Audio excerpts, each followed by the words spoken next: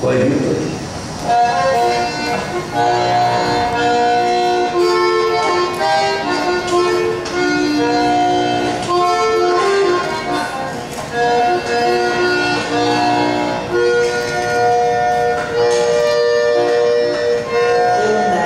Vestido e armado com as armas de São Jorge, para que meus inimigos, tendo pés, não me alcancem, tendo mãos, não me peguem, tendo olhos, não me enxerguem, e nem pensamento eles possam ter para me fazerem mal. Armas de fogo o meu corpo não alcançarão, facas e lanças se quebrarão sem ao meu corpo chegar, cordas e correntes se arrebentarão sem o meu corpo amarrarem.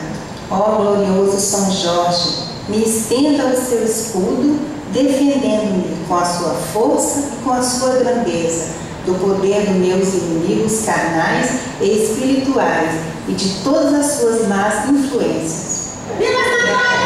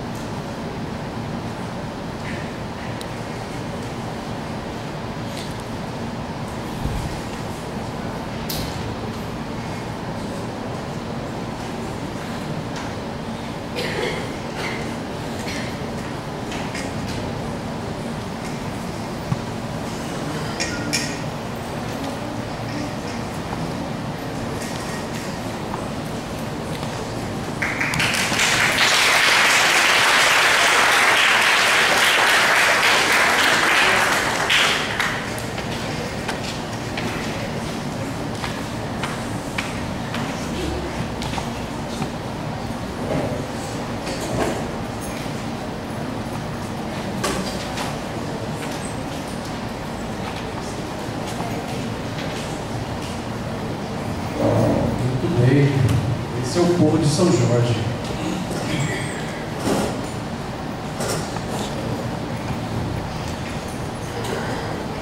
Não sei, eu escrevi algumas coisas que eu queria compartilhar com vocês. E entendo essa forma de compartilhar também como uma provocação a vocês que estão começando, estão no meio, já terminaram o curso de Direito. Os quilombolas eles estão inscritos nos direitos de terceira geração. Os quilombolas, no sentido de como pessoas que se definem como uma identidade coletiva. Imaginando que os direitos, eles não conseguiram alcançar os direitos de primeira geração, nem de segunda geração. Então, tem essa ideia dos direitos de terceira geração. Só que a proposta do título da minha exposição, o que é o quilombola, também é um desafio para mim, porque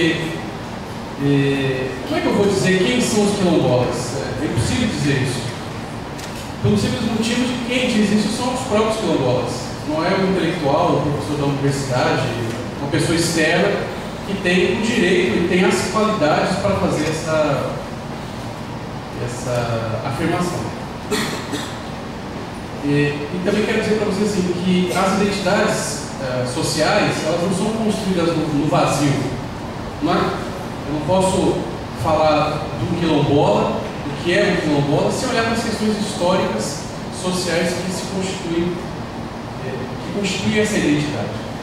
Nesse sentido, eu queria ler aqui duas páginas pequenas para vocês que eu organizei, até para poupar um pouco do tempo, onde eu sumario onde é que a antropologia pensa e descreve as relações construtoras. A década de 1960 foi marcada pelo pessimismo em relação ao desaparecimento dos povos originários e suas culturas. Anunciava-se o desenvolvimento como um novo paradigma da inserção humana, com o mesmo entusiasmo que se lançava uma pá de cal nas culturas tradicionais que não conseguiriam se adaptar às novas tecnologias. 40 anos depois, o cenário de avanço dos projetos de desenvolvimento sobre as terras ocupadas pelos povos tradicionais revelou dois cenários. Em primeiro lugar, a lógica colonial do capitalismo manteve-se inalterada. Em segundo lugar, as situações de conflito fizeram emergir novas fronteiras híbridas que utilizavam novas tecnologias de combate, como os direitos humanos e os direitos culturais. Mas este não é um caminho que se inicia com a segunda revolução industrial, senão o seu paradigma se encontra no fim da Segunda Guerra Mundial. Como se sabe, o genocídio de milhões de judeus levou à tomada de posição da ONU em relação à garantia da integridade de sua identidade enquanto povo. Ainda que o Estado de Israel estivesse em discussão, o horizonte defendido por aquela corte foi o de garantir que somente cabia ao povo judeu a definição de suas características pessoais e individuais. Isto, na prática, bania de vez a conceituação racista promulgada pelo Estado alemão para identificar os judeus e levá-los à execução sumária. Se o banimento do racismo no século XIX, que preconizava a dominação colonial com base das diferenças raciais, fez desaparecer do horizonte do direito internacional a raça, observou-se a emergência da etnicidade como princípio de classificação das relações sociais assimétricas. Este modelo de compreensão das diferenças sociais, a partir da história e das relações de poder, rompeu rapidamente com os paradigmas pós-coloniais do pós-guerra e foram incluídos em debates internacionais. No Brasil, acreditou-se durante muito tempo que a desigualdade racial não gerou efeitos da discriminação vistas na Europa ou nos Estados Unidos. O país, visto de fora, era uma democracia racial, que combinava a vida harmoniosa entre brancos e negros. Todo o ranço racista da elite brasileira, todo o investimento político e financeiro no branqueamento da população negra e mestiça, todas as campanhas de imigração europeia para substituir a mão de obra liberta, cedia lugar à imagem romântica dos trópicos, onde reinava a paz social.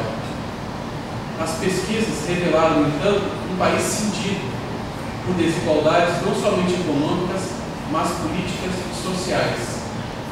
Sob o manto da nação, ergueram-se chacinas de povos, assassinatos de liderança, destruição de povoados. Canudos e Palmares são os exemplos mais evidentes, deste que é chamado de processo civilizador. A violência física não cessou em nosso país, de maneira que é possível percorrer as manchetes sobre o massacre de Eldorado dos Carajás, onde, por disputas que remontam à época colonial, várias vidas foram retiradas. Mas uma outra forma de violência cava trincheiras fundas no processo de emancipação social do nosso tempo. Trata-se da violência simbólica, cuja maior expressão está na forma tutelar em que o discurso da nação produz a pseudo-igualdade entre as pessoas, não deixando senão o rastro de destruição do patrimônio cultural das populações quilombolas. as decisões, nesse ponto, volto à questão inicial sobre a impossibilidade de dizer quem são os quilombolas. Isso por uma razão muito simples. Não cabe a ninguém a tarefa de dizer o que ou quem são eles, senão eles próprios. A autodefinição, instituto que condenou as iniciativas racistas de ontem, é atacada hoje de todos os lados pelos donos do poder. As decisões jurídicas tomadas nesse Estado do Espírito Santo refletem essa violência simbólica quando negam a autoridade dos quilombolas em autodefinirem-se como tais. Ensaia-se laudos para aferir se tais grupos são legítimos, alimentando o obscurantismo que reinou nesse país durante a ditadura militar. Acusam-se os quilombolas de oportunistas. As cortes alimentam as relações de força assimétrica, quando deveriam alimentar os tribunais da justiça com decisões extraídas do cotidiano quilombola, de abandono e violação dos seus direitos de moradia e vida digna. Mas o ato ou força de dizer é característica do campo do direito.